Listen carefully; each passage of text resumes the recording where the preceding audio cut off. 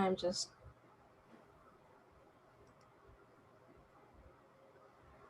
waiting to see whether we are on Facebook and YouTube. Looks like they're just coming on now. And we are on Facebook and YouTube. So hello to everyone tonight. Right now you are seeing our guest, Mr. Kyle Jenks, who is joining us tonight, is James Madison, and that is his information. And I encourage everyone to follow Kyle on social media and to stay in touch with him, as he is an excellent interpreter of James Madison. And oh, I can see your comments on Facebook and YouTube. If you're here on Facebook and YouTube, as usual, let us know you're here. I've cleared up the problems we had last week, and we should be doing well. And now I'm back. It's good to see everyone tonight. I mentioned before that you on Zoom, please, let me move that out of the way. Please use the chat if you have questions for Mr. Madison. I just want Mr. Madison and my audio to appear on the recording. We are recording this tonight as he's going to be using it in the future. Hello, everyone. So it's wonderful to be here tonight. For those of you who don't know, I am Mrs. Q, and I would like to give a special welcome to those of you who are joining us for World Constitution Day. And I hope you enjoy our talk tonight and you learn all about the creation of the United States Constitution. As usual, it is wonderful to see everyone, and I'm going to do my little beginning of video plug to ask you to please, if you are enjoying Mrs. Q, to consider supporting my Mrs. Q project. There's the information for how you're able to do that. You can support the project on PayPal, Venmo, and on Patreon. And I very much would appreciate it if you would do that. As you might guess, my walking tours are not doing so well. So anything you would like to contribute to keep my Mrs. Q project going, I am very pleased for you to do so. And I have received a couple of recent donations. Thank you very much to those who sent them. You know who you are. I am very appreciative. So tonight, usually I join you from my home in Hanover Square, New York, but tonight I am joining you from Montpelier. Mr. Madison and I originally met, it must be 10 years ago now, in the year of the inauguration, 1789, here in the city of New York. And he and Mrs. Madison have very kindly invited Mr. Q and me here for a visit. Mr. Q is out setting up his telescope, as he remarked about how large the sky is here and how much he enjoys viewing it through his telescope at night. And Mrs. Madison, I'm sure, is working on a wonderful evening picnic lunch, or I should say late dinner, for us to have while we view the sky later tonight. But for now, I would like to introduce to you my very good friend, Mr. James Madison. And Mr. Madison, would you please, for those who for whatever reason may not know who you are, I cannot believe that's possible, but I suppose it is, would you like to tell everyone who you are? Well, I'm James Madison Jr. That'll change it a little bit. My father was James Madison Sr. And I am here to entertain everyone here tonight at our plantation. And I am a congressman. And currently under our administration with John Adams as our president of the United States, I'm here in Montpelier kind of monitoring the situation, Jefferson and I. And by the way, if you haven't visited Jefferson, his door is always open as well. He's only a day's ride south of here. And Mrs. Madison and I take a travel trip regularly every summer to see him. He even has a room dedicated just for us. And while I have served during George Washington's administration as a congressman, I am not active in the federal government at this very moment, and neither is Mr. Jefferson. So it gives me time to entertain, which Mrs. Madison is very happy to do. Oh, as no. Well. The larger the crowd, the better. Mr. Madison, you froze there for a moment, but I see you're back. I think you're back. So tell us a bit now. Now my picture is frozen. Oh, we have a few little glitches happening here tonight as we jump back and forth. Let me see how this looks on some of the other platforms. I think it looks okay to everyone else, but my screen is glitching here a bit. So, Mr. Madison, would you tell us a little bit about what you did in the Revolutionary War? Oh, well, I was quite young then. We're talking about the year 1776. I was born in 1751. That only makes me 25 years old if I do my arithmetic correctly. And I was serving in Virginia level state government at the time. I had served under both the governors Patrick Henry and Thomas Jefferson. And after the war, you became a delegate to what we now call the Constitutional Convention, as it became clear to some gentlemen that the government under our Articles of Confederation was not going to be sufficient going forward. And how did you become a delegate? Was that something you actively sought to do, or were you volunteered by others, or how did you come to attend that? Well, Mrs. Q, you ought to know by now that any good gentleman does not seek an electioneering appearance. As the good Roman Cincinnatus, you come to duty when you are called, but then you return to the plow. No, I was elected as a delegate. I had prepared for the convention, as we call it, the Delegates Convention, for probably a full 2 to 3 years. And we were already questioning Articles of Confederation in 1784, and by 1786, we had decided to move on and try and improve them. But that's getting a little ahead of the story, I think. I have heard rumors that you arrived at that convention a number of days early, more than a week early, in order to affect your plan that you had for, shall we say, directing that convention. And I would also like to admit, I would like to add on your comment that a gentleman never seeks office. Well, of course that's true, but me being from the city of New York, as you know, our gentlemen often feign to not be seeking office when they are very much behind the scenes seeking office. Although I know that to a gentleman like you from Virginia, that might seem a bit aggressive, but that is our way in New York. So is it true that you arrived early and that you already had a plan in hand for how you thought this meeting ought to go forward? Well, the answer is might be predictably, yes, because ever since a young boy, I was always been prompt. In fact, His Excellency General George Washington, our first president, was always a man in favor of promptness as well. And yes, the convention was supposed to start, I believe, on May the 14th, but it did not underway until about May the 25th, and arriving there on May the 3rd to no pomp and circumstance. And General Washington arriving there on May the 10th to much pomp and circumstance, and the rest of the delegates drifting in to make them all come in and arrive early. It allowed us to strategize at our boarding house, which became a very good advantage because since 1786 in the spring, as I recall, I had written my most copious notes, shall we say, entitled very uncreatively, Notes on Ancient and Modern Confederacies, where I used books that Jefferson had sent over from France. Don't forget, now, Jefferson wasn't even in the country at the time. He was our delegate minister over in France. And that's where all the bibliophiles are over. He collected so many good and valuable books for me to put this together that you already alluded to. And by April, just before I left for Philadelphia, I had some finishing touches on some conclusions that I had, which was a list of vices of the current political system, of course, referring to the Articles of Confederation. So yes, I had come ready. And as we chatted over dinner and lunch at the boarding house, we discovered that His Excellency, who was going to preside over that convention as president, was in favor of the plan.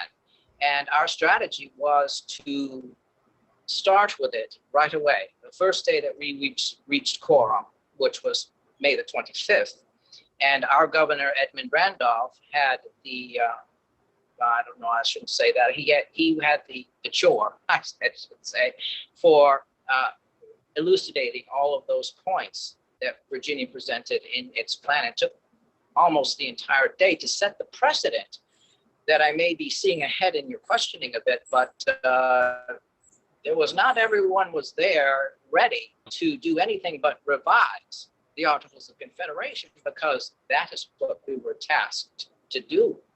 No one had permission, quite frankly, to do anything but that.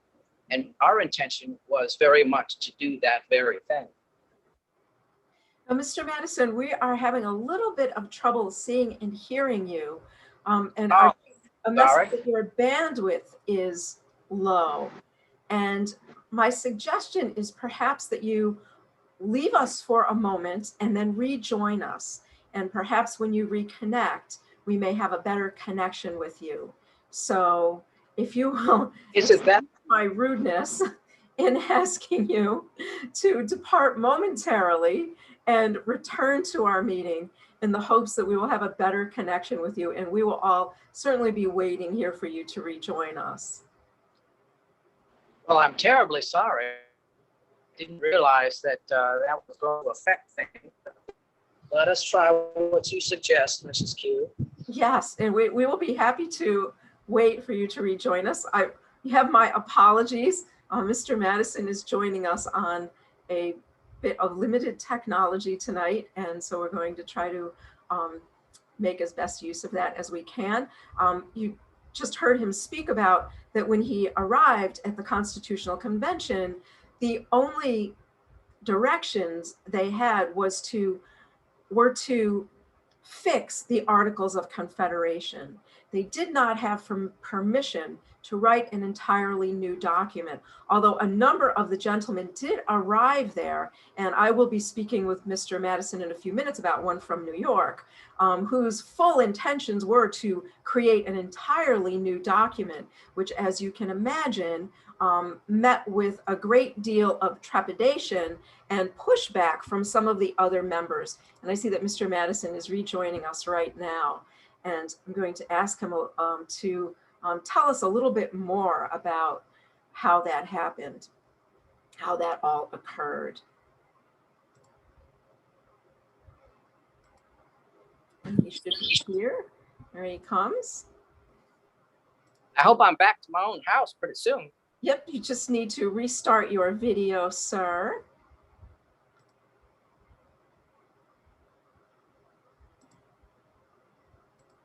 There you are. That was magical. I wonder how I disappeared. That must have been a doctor. That is much better. I think that's much better. I was explaining to our guests tonight that when you arrived at the what in the future they will call the Constitutional Convention, you did not have permission to create an entirely new document, but to fix the Articles of Confederation, and that one of the allies you found in writing an entirely new document was someone from New York, someone you may have found to be a surprising ally on that point. And would you like to talk a little bit about him and whether or not his alliance surprised you, and how you went about convincing the others that that was the best path to take? You're referring to Mr. Hamilton. I am. Well, we had so many influential New Yorkers at the convention, and did you have to retell everything that I stated prior to that? No? All right. Well, I'm so very sorry, everyone. We try to be good guests here in the South, and Mrs. Madison will probably chastise me later for that, but that's all right. We shall forge ahead. Yeah, Mr. Hamilton did not actually speak very much. Mind you. Well, that is a shocking thing to hear, that Mr. Hamilton didn't speak very much. Well, when he decided to speak, he spoke for hours, but otherwise he was silent on the matter. You see, he had many other things to take care of, none more important than his family. And he was still a lawyer in New York, and so he did not attend the entire 3.5 months of the convention. He left in July after the other two delegates did, which left him powerless. because the other two delegates, John Lansing and Robert Yates, were clearly Governor Clinton's, well, I don't know how I should call them, that they were of the same mindset that Governor Clinton. I might be a little bit more direct in saying that Judge Lansing and Judge Yates were indeed the friends of Governor Clinton and could have been seen as his tools at that meeting.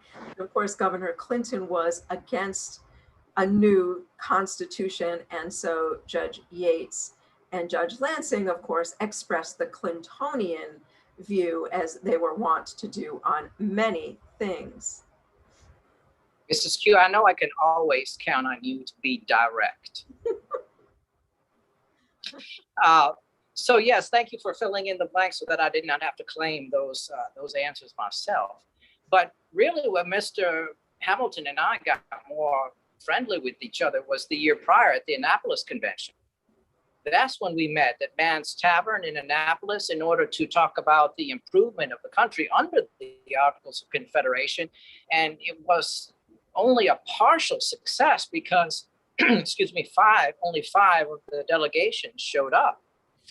And so we were unable to complete anything truly effective except to lobby Congress to allow us to reconvene in Philadelphia the following year, which of course happened when we cajoled, shall we say, His Excellency to preside over the convention. Mr. Hamilton had a direct hand in that, and so did I, by physically visiting the general and telling him, quite frankly, to his face, almost as Mrs. Q would, that if he did not come to Philadelphia, others would not follow. But at that Annapolis convention, it was when Mr. Hamilton and I grew closer in realizing that we had to find a way to strengthen a centralized government and not make it a singular legislative body that was crippled and hampered to complete ineffectiveness. We got through the war with it, but don't remember, it was ratified in 1781 in the late war. It was proposed in 1777, but it was not officially in effect until 1781, and we were still fighting in the Southern campaign at the time for our independence from Great Britain. Well, what were some of the things that you felt the Articles of Confederation were not adequate for, that the Constitution provides a better framework to manage? So what were some of the specific things you wanted to change? I think to keep it most general and most impactful would be a majority vote required to pass legislation. And, excuse me, although there was no way to effectually enforce any legislation that was passed. And the other was a unanimous vote to override anything. And you know how difficult it is to get a unanimous vote on anything. So it just, it hogtied itself to a point of complete, it came to a screeching halt is what happened.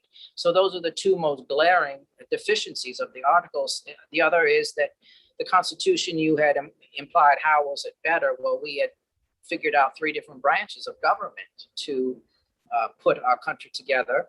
And the executive would be the centralizing force, which at the time, well, that's going to get a little confusing, but at the time, the nationalizing force under a strong executive is what Mr. Hamilton and I were both for. The legislative body to make the laws and the judicial branch to enforce them and to determine whether they were constitutional or not. So those, the broad spectrum of how the articles were completely ineffective and how the Constitution was going to be much more effective. Well, your ideas were quite, not to sound like as if I'm punning on this, but they were quite revolutionary, weren't they? The idea of a chief executive who was not a monarch, although I have heard that Mr. Hamilton wanted the chief executive to serve during pleasure, which is often another way to say for life, although he later claimed he didn't mean that. But a quite novel idea that a chief executive ought to be selected and have to be reelected after a certain term of time. And of course, a brilliant idea for making sure that the states were, on one account, equally represented in one body, being our Senate, with each state having 2 votes in the Senate. So little tiny Rhode Island would have the same power as large Virginia or New York, and an apportioned representation in the House of Representatives, where the states would be represented by population.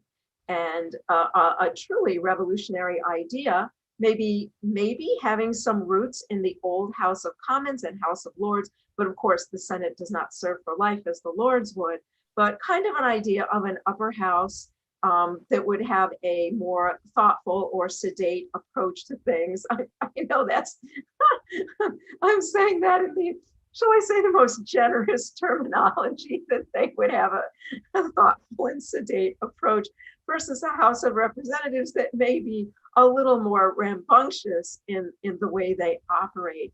Truly a brilliant idea, and a Supreme Court in order to decide conflicts between those branches of government. And your idea that those branches of government ought to be rivals with each other and struggling with each other for power in order to not any of them have too much power. And one of my favorite quotes of yours from the Federalist Papers is that if men were angels, we wouldn't need government. And that we know government is a necessary evil, and that the worst people are drawn to it. Therefore, we have tried to create a government with checks and balances to put a limitation on the potential corruption. I think your writings on those subjects are brilliant, sir. Oh, Mrs. Q, you're trying to flatter me, are you? Of course, of course. That's something you do in the French court, madam. I think maybe you need another glass of wine. Yours is empty, I assume. Can I pour you another glass of Madeira? Certainly, certainly. People who watch me every week know I always have my glass of wine. Thank you, sir. Oh, I am not a fan of the spirituous liquors, but I do enjoy a glass of wine with dinner and the champagnes also. Well, I do want to, because we are speaking to some people that are more interested in the finer points of the Constitution than the others, the branches of government are not there to rival each other. And I know you didn't mean that literally, but I just didn't want anyone to misunderstand that the branches of government there are to make sure that the people remain in power and that the checks and balances allow the government to function in a way such that the people are served most adequately. While you were all there in Philadelphia that summer, I wonder if you would be willing to share some of your personal feelings of what was going on. Was it the sort of experience where you went home every night feeling encouraged and exhilarated, or feeling overwhelmed and a bit depressed at the intransigence of some of the members? Or was it perhaps a little bit of both while you were there? Well, to be perfectly honest, I think it was more exhausting. And one of the reasons for me personally was because I took it upon myself to take notes on a daily basis. And I didn't miss a single session, nor any portion of any session. So I could not have missed a single speech unless it was a very short one. And that was probably because I had to go to the necessary. Well, you know, sir, I was just reading a letter written recently from Mr. Congressman Gouverneur Morris here in New York to Mr. Edward Livingston, as there, as you know, is always debate going on about what you meant when you all wrote the Constitution and what various passages meant. And Mr. Morris, I thought, said something quite brilliant. He said, of course, none of us actually remember what we said that summer, as it is so many years ago. And the men who claim to remember what they said or what someone else said surely are remembering what they wish was said. And he said, and I'm going to be honest here and admit I don't remember what I said, but if anyone wants to know, why, they should write to Madison, who was the only one in the room taking notes. And I love that observance that he made, that all of the others were making things up, and that he was going to be honest and say he had no idea, but that they should simply consult you.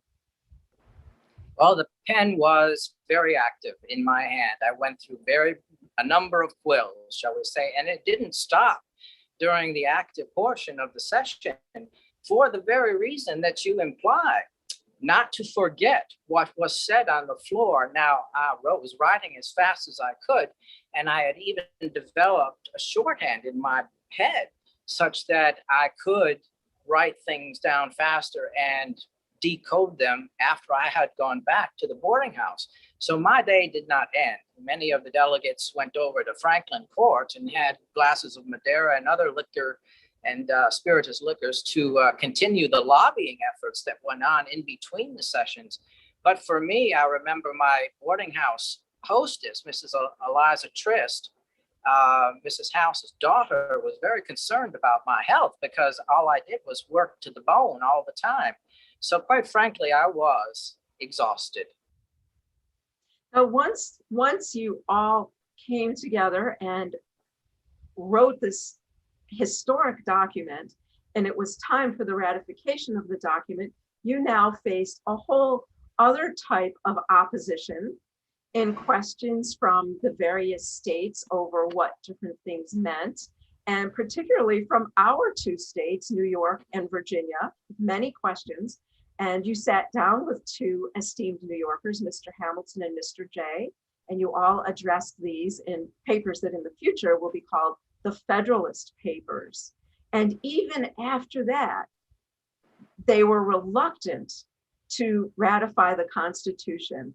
And they sent you a whole list of changes they required. Would you like to tell everyone how many changes were submitted and how you winnowed them down to the ones that were ultimately presented? I think people would be surprised. Well, how does 200 sound? 200. Tell us 180 from New York. I kid. There was very many from New York, and many were conditional. They stated, if we did not implement the amendments that were suggested, they would not ratify the Constitution. The process that I went through was a logical one, I thought. First, I purged the ones that would have structurally altered the Constitution itself. Those I set aside right away. So that winnowed them down to the first portion. And then we went on and I began looking for commonalities in words. We had, as I said, I had studied for months based on Jefferson's books to put down on paper those clues that I received from ancient and modern confederacies. And those certain words kept repeating themselves, like life, liberty, property, happiness, and safety. And remind me later, Mrs. Q, to define property, if you would, because it might not be exactly what everyone thinks. And so those commonalities came up repeatedly, and the most common affect that we had was a lack of individualized rights. And so Jefferson himself said that every country and every just government on earth should have a list of individualized rights. And I was originally against it to keep the Constitution simpler, and to also say that if the Constitution is silent on a subject, that means that it cannot be done. But I began to become convinced that the other was to be done because of the rampant, as you say, vilification of the Constitution as it stood. There were so many people in New York that were, as we called them, anti-federalist, which would be states' rights people. And so by the time I had winnowed them down, I came to 19, which is what I presented. When they went to the Senate, it came down to 12. And then when they went to the ratification process in the states, we got our 10 Bill of Rights. Yes, and I notice, and I don't know how many people joining us tonight have noticed this, but they seem very similar to the section of Mr. Jefferson's wonderful Declaration of Independence that lists the crimes committed against the colonies by King George III. And that many of those things in those first 10 amendments are similar, or I would say are there to prevent someone from doing the things that King George did. Arguably, the most important of the amendments is the First Amendment that protects so many of the individualized rights: freedom of speech, freedom of the press, freedom to assemble, freedom to petition the government, and perhaps my favorite, freedom of religion. And so those were not completely unique. There is much precedent to have been studied, and much of it comes from a man named John Locke. John Locke wrote 2 treatises on government around 1689, a whole century prior to our first federal Congress in your fine city of New York. And the other one is a treatise on human understanding. And that was a secular view of some of the biblical principles that set people's rights to be natural. And they were God-given rights such that no government could impose upon them. And those rights of speech and property and those types of liberties are natural born rights and not subject to government intervention. Very good. And I think you know that New York was the first colony to have the right to the free press with our trial of John Peter Zenger in 1735. New York also had a couple of legal precedents allowing free practice of religion. So when it came to those, and of course you knew New Yorkers always arguing and protesting about everything. Of course, you know, the New York delegation would want those to be specifically protected, as well as the right to not be searched without a warrant, not to be witness against yourself. You know, all of the kinds of, we might call it hanky-panky we saw going on with the King's troops here in the decade before, of course, our Revolutionary War began. All of the things they were doing to us, which were even against our rights as British subjects under the common law itself, but still us being abused against our own rights. And of course, we would want those all to be listed out specifically so that the new federal government could not interfere in those rights. So do you think that government, although government should not interfere in those rights, that government in some way has a role in protecting those rights as well? I would say yes, Mrs. Q. What are the first 3 words of the preamble to the Constitution? And those are? We the people. We the people, of course. We the people. The government serves the people. So the government takes responsibility to preserve those rights, very simply. I see. So that it, again, is somewhat of an extension of Mr. Jefferson's words, which came out of Virginia, that governments are instituted deriving their just powers from the consent of the governed. A shocking repudiation of the divine right of kings at the time, a very stunning thing, and of course to be continued in our Constitution. Yes, indeed. And the Federalist Essays also addressed some of those issues. I said something on the order that in the first order that the government has to learn how to control itself, and in the next place, oblige it to control the people. So it is almost seemingly a contradiction in terms, but that's what makes our Constitution so great. No, we do have it's part, I'm sorry, it's part national and it's part federal. Exactly, and unique, and unique in that division. And unique in that division, yes. And before I forget, I just wanted to mention that differentiation I wanted to make about property. Yes, please do. That's a Lockean principle that says that your own person is your property and it is not to be imposed upon.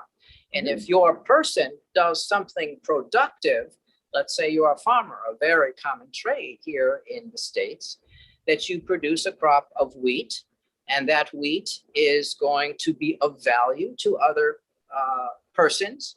You sell that wheat, and the monetary compensation you have for that allows you to gain the more landed property that some of you might have thought the original derivation of the word meant. But in this particular case, it really harkens back to your own person.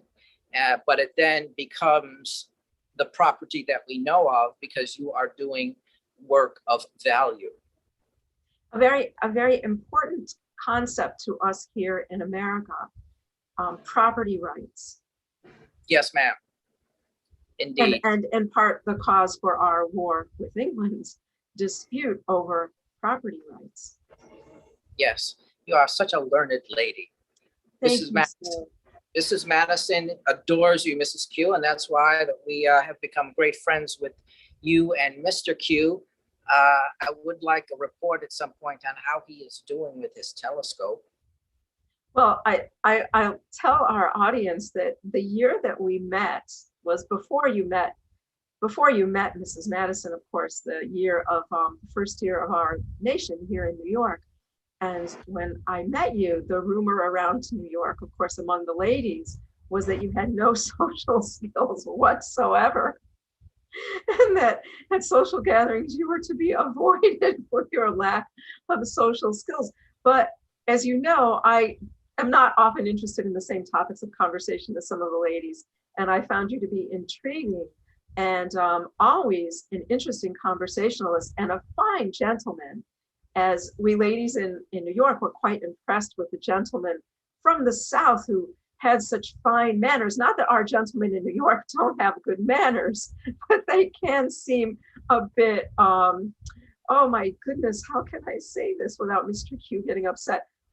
They can seem a bit more straightforward and assertive in their ways than you gentlemen from the South are. At the same time, some of the ladies here interpreted your manners from the South to mean that you were somewhat mentally inferior, which I can assure everyone is absolutely not the case. And Mr. Madison was always very happy to have more intellectual discussions with me. And that became the basis of our friendship. And then some years later, when he was serving in the Congress in Philadelphia, our mutual friend, Mr. Byrne, introduced him to a lovely young widow, Mrs. Dolly Todd, who then became Mrs. Madison. And it was all the talk of New York that that same James Madison, who seemed to have no social abilities whatsoever, married Mrs. Todd, an incredibly astute lady, wonderful social skills, seen at all of the parties and salons in Philadelphia, and so much admired.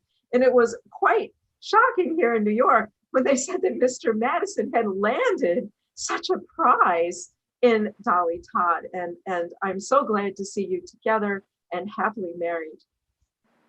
Only Mrs. Q could get away with saying something so direct. I have to admit that when I was in my 30s, I was rather poor in my social skills. I have been shy and reserved. You know, one of the reasons I've never gone into the ministry, I went to a theological seminary in Princeton, the College of New Jersey. I do not have a loud speaking voice.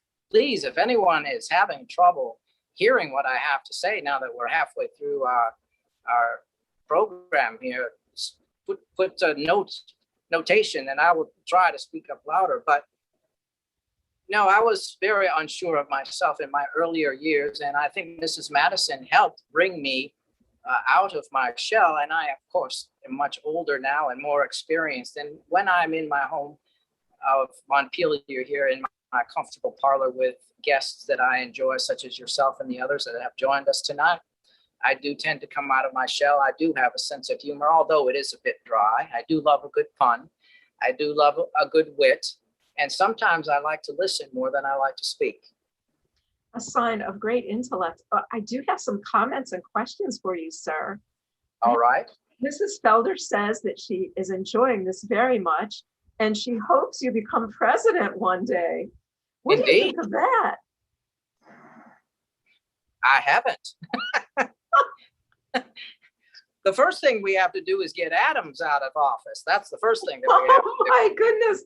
Oh, well, we'll get into this another time, but I hear that the Federalist plotters in New York are hard at work at that, removing Adams from office.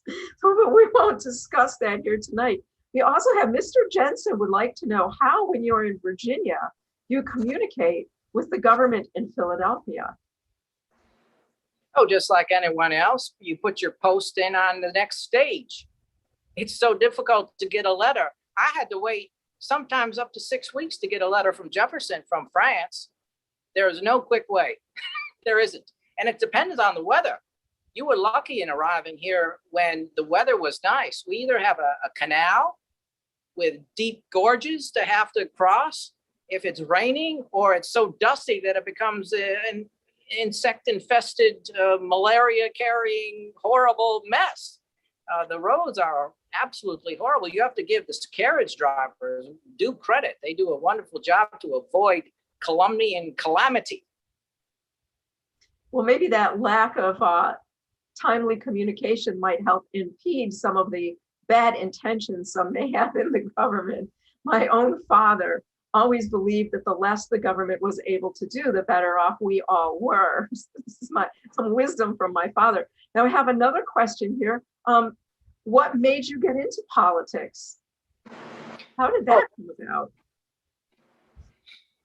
Well, I prefer to call it statesmanship if possible. Of course. A good gentleman from Virginia would rather call himself a statesman than a politician. A politician has such a bad aftertaste to it. But in New York, they are politicians. In Virginia, you are statesmen. That's what I'd like to say. I'm sure that's what Mr. Henry would have liked to said too, but we'll get into that subject later as well if you'd like. That requires 2 more glasses of Madeira, however. What got me into politics? A lot of reflection. I do a lot of reflection anyway. It's always been a habit of mine. I think it's just inborn in me. When someone of my luck, who has a father who was able to care for his oldest son for as long as he did, I was able to go to university. And being in a theological school and being of a professional mindset and having a mind that is probably my only muscle, I decided that I wouldn't go into the ministry, that I would not practice law, which might be surprising to some of you, but I somehow wanted to gather very large concepts in my brain to have to do with world government. And so all those books, of which there were not only 200 amendments to work through, but about 200 books that Jefferson sent to me, I poured through those books like they were water. And I just have to say, I had nothing but an inborn desire that I discovered to work for the greater good of people. And I was a fervent patriot as a young 25-year-old. But I didn't have the physical skills to actually fight. I had to use my brain instead of my brawn. And that's simply the best answer I can give you. I was drawn to it from birth and just didn't know it at the time.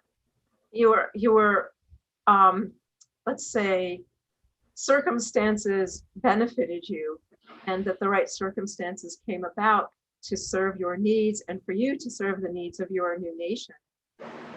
I have a very interesting question for you here. We may want to get Mrs. Madison to join us for this one. This question is, would you ever envision the Constitution giving women the right to vote? And has Mrs. Madison ever discussed that with you? Should we ever give the women a chance to vote? I don't believe that's ever come up in any kind of discussion or dialogue in any position I've held in public service yet. Now that is a point. You know, if you are a friend of mine and Mrs. Madison is my wife, that I remember saying something on the order about the capacity of the female mind for studies of the highest order cannot be doubted, having sufficiently been demonstrated by works of science, of erudition, of literature, and other things.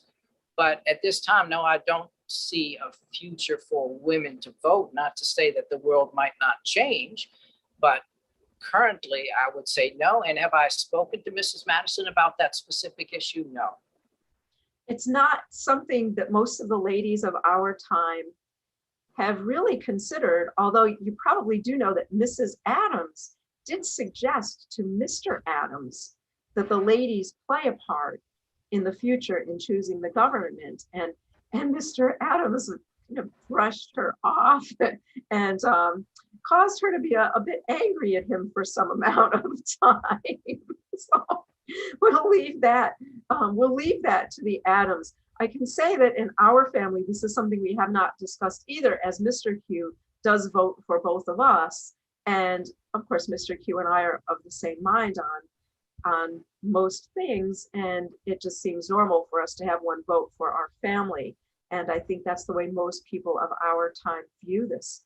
So we have another question for you. Mr. Madison, did you support a robust government with almost unlimited power? That sounds like a question for Mr. Hamilton, but did you support a robust government with almost unlimited power?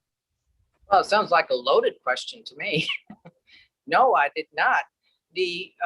Originally, because of the lack of the effectiveness of the Articles of Confederation, Mr. Hamilton and I agreed on the national government, the executive branch, to hold more power, but unlimited, never. And I must say, sir, thank you for your candidness, as we know that Mr. Hamilton professed some things and then worked to make them a bit different from what he originally professed. But I suppose that is just a bit of a disease we have in New York, making us such a unique and difficult state to work with. I'm sure you know that the Federalists and Anti-Federalists in New York were, quite, shall we say, determined to defeat each other. And it was a miracle that Mr. Hamilton in our New York Constitutional Convention got them to agree on ratification. And were you surprised when you got the news that Mr. Hamilton and Mr. Jay were ultimately successful at the New York Ratification Convention? More than surprised, I was relieved and pleased, because I do know the facts that you are telling me. There was, to my knowledge, and you can correct me if this is not true, Mrs. Q, but there are only a few, and perhaps 4 to count them, small pockets, mostly in the urban areas of your city, that were Federalist in nature. Most of the larger part of the landmass of New York State was in favor of Governor Clinton's anti-Federalist stance. And the numbers played out something in the order of 17 in the Federalist camp and 46 in the anti-Federalist camp in Poughkeepsie. So barring the fact that there was some dissension within the anti-Federalist ranks, otherwise it was practically magic that Mr. Hamilton performed. He did turn it around.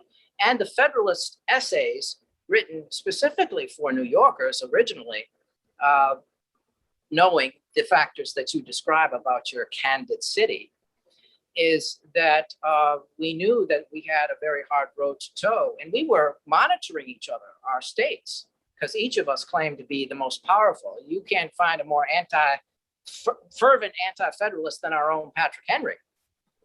So he never came to the convention. He was not a part of our delegation or our contingent. He said he smelled a rat, and then argued completely against the ratification. I had to study and actually made up tenets to follow in order to debate someone with such charisma.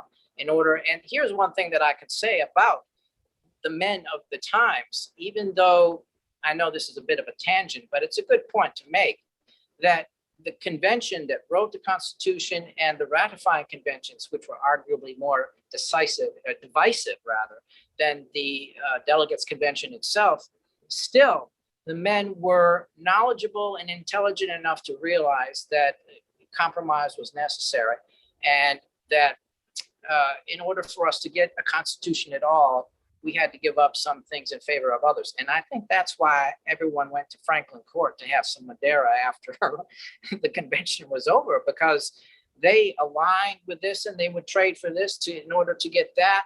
And so, in fact, when that document finally came out, it might be a surprise for many of you to hear that I was quite disheartened with the whole thing. 3 out of 4 of the factors that I thought were the most important were outvoted.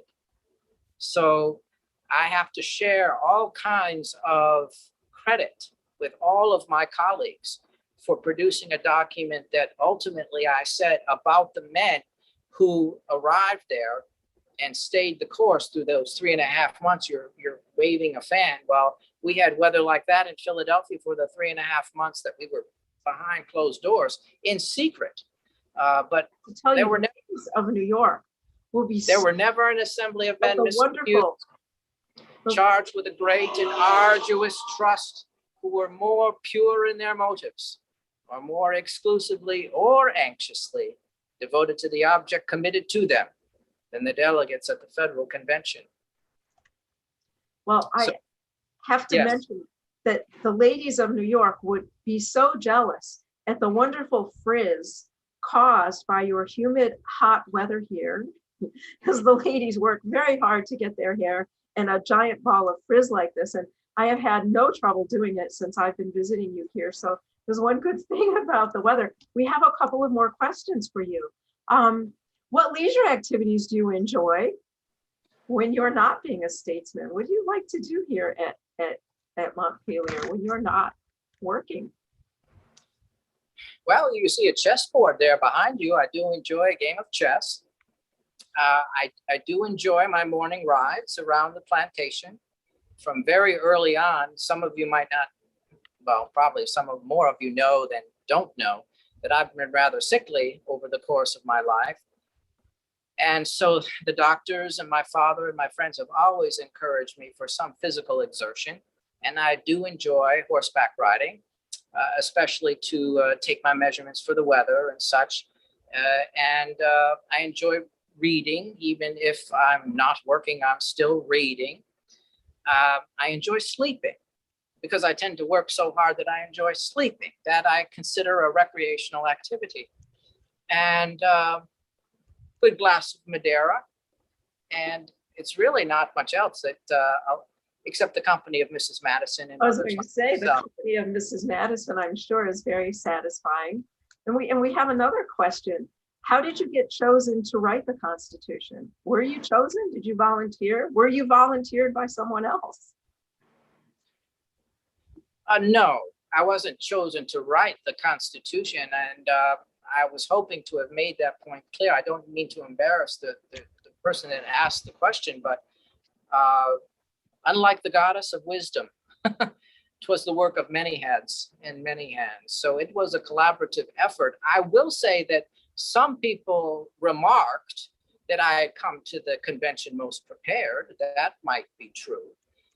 The evidence is that the Virginia's plan, it had no official name, but our plan was arguably the template off of which the final document was created. But as I just mentioned very candidly, 3 out of the 4 things that I thought were most important were I was outvoted on. So I can't reveal the particulars of what went on inside those closed doors in secrecy. We might want to say a few words why something like that would seem so anti-Republican to be so important at the time, but it had to be that compromise. And we do have another question. If there was one thing you could change in the Constitution looking back, what would it be, or would it be anything? Oh, I have an answer for that. It would be the national veto. Jefferson was against it. And of course, I was outvoted for it. But out of the ones that I mentioned, the national veto is the one that I will expressly name. Very interesting. And why do you think that is so important? Well, the states have their own constitutions, and then we had a national constitution. and through my studies, they've all been simply parchment barriers.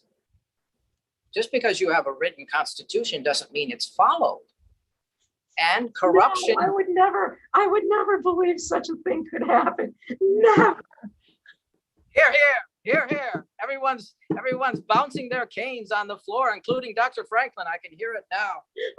Even I'll act a little embarrassed, although I never really get embarrassed. Although I did get embarrassed a couple of weeks ago when we were discussing the lewd women of New York. Now, Mrs. Q, don't get your fan communication mixed up. Let's not have that improperly, in some kind of code that's misunderstood. Now we know why on some of these evenings, Mr. Q makes me meet with everyone in the basement kitchen, away from where anyone can hear what I'm talking about. Well, I don't know. Perhaps you were active in committee of safety meetings and we're not even aware of it. It's possible. Someone would like to know. One of the ladies would like to know if you have any children. And if so, what are their professions? Are they following in your footsteps, or what is happening in the Madison family? Well, the Madison family consists of my stepson, John Payne Todd. Mrs. Madison unfortunately lost her infant son during the yellow fever epidemic of 1793 in Philadelphia. She was a Quaker at the time and married to an upstanding and upcoming lawyer. But John Payne, although a smart lad, is an adult now, and he is traveling the country, and we never know when he's going to return. We never know when something's going to be missing from the house. The poor lad is a wayward son, and we both have tried to help him as best we can, somewhat to protect the other. We find that, Mrs. Madison finds that I've been giving him money, and then I find out that Mrs. Madison has been giving him money. The poor lad is just intelligent. I've given him positions. I've given him responsibilities, but he seems to squander them all the time. Mrs. Madison is somewhat in denial, I must admit, because we do not have a child together. So she is the only one that he is the only one that she puts her heart and soul into. That is understandable. So we do our best. Now, I think you know that Mr. Q has been known to be a bit of a time traveler himself, and that he is known by a number of other names throughout time. And what would you think if I told you that people watching in the future refer to you as the father of the United States Constitution? Well, I would blush. Mrs. Q, you wouldn't want to do that to little Jemmy Madison, would you? Well, but it's true. They will remember you as the father of the United States Constitution, and you will be the single name most closely associated with it in the future. I don't know what to say. I'm speechless. Well, let's have a toast. Let's have a toast to all of the documents that led to the United States Constitution. Yes, let's do. And to the Constitution itself. Do any of you have any more questions tonight for Mr. Madison? If not, I think we can conclude our visit and thank all of you so much for joining us tonight and giving us this opportunity to talk about the Constitution. Any late questions? I don't see any. No. Mrs. Q, do we have any more time? Well, we have been together for an hour, sir. All right, I see. Well, then I'll just make a brief statement if you don't mind. Please do. Remember, citizens, that this Constitution was never a foregone conclusion from any of my colleagues. So please prevent apathy and prevent ignorance and continue to pass on the tenets that this Constitution employs, such that we may have a country in the future that someone could be named the father of the Constitution for. We have many people thanking you for joining us tonight. Oh, well, I have to thank you for joining me. You are in my home, so please come back when Mrs. Madison is around, and I assure you, you will have a far better time. Mrs. Madison and I do enjoy our time together. And I just want to switch for a moment into our 21st century personas to get a feeling from our audience tonight of what they would think, those of you in the New York City area, of coming on an in-person tour with Mr. Hamilton. Mr. Hamilton, we could maybe invite Mr. Hamilton, Mr. Madison and Mrs. Q of the federal city, of the city as it existed that first year of the presidency. We would like to do this. We're thinking in the fall of Mr. Madison coming to New York and holding such a walking tour, and also providing live stream tickets for that as well. So for those of you not in the New York area, you would be able to watch via live stream. But for those of you in the New York area, let me know in the comments if that's something you would be interested in spending an afternoon with Mr. Madison and Mrs. Q. And we are already getting comments, Mr. Madison, of people who, yes, would like to attend. So this is wonderful. So it looks like we have the beginnings of a plan for such a tour this fall. Oh yes, people are very interested in both the live stream and the live in-person ticket. And I'll tell you, for the live in-person tour, I'm working on doing something with Francis Tavern. Maybe we'll end and visit Francis Tavern together as a group, the museum as a group. So I'm discussing that with them now, a bit of a meet and greet and some personal time with Mr. Madison and Mrs. Q at Francis Tavern Museum. So I will be working on that. And Mr. Madison with quite a bit of enthusiasm about this. So. Well, that's good, because everyone has come to Montpelier and seen how beautiful Virginia is. And now you can stay as long as you like. You know, a good Virginia gentleman is always going to invite everyone to come and stay as long as they please. But when you do decide to leave, make sure you come back. We certainly will, sir. We will definitely be back. And we're looking forward to hosting you in New York. If you think you can tolerate the city of New York. Well, we'll have to pray to the gods that we have good weather, because that's quite a trip. I don't get out very much. I don't travel very far unless I have to go chase down John Payne somewhere in the red light district. I don't know, in Richmond. You do know that Mr. Adams said that he couldn't find a person of decent breeding among us. What does he mean by us? Mr. Adams said he couldn't find a person of decent breeding among us in New York. Oh, well. Well, we'll have yes. to share some stories of Vice President Adams on our tour. Yes, it's best if we, especially at this late hour, to save it for another time. All right, sir. Thank you, everyone, for joining us. And I will be back next week, Mrs. Q Live. I'll be back in New York, and I am still working on Mr. Franklin, who for the last couple of weeks has been at a Renaissance fair. What is Franklin doing at the Renaissance fair? I'm sure he'll be happy to tell us all about it, romping around, doing who knows what with ladies. So when Franklin tires of the Renaissance fair, he will join us in the future. So we're looking forward to that as well.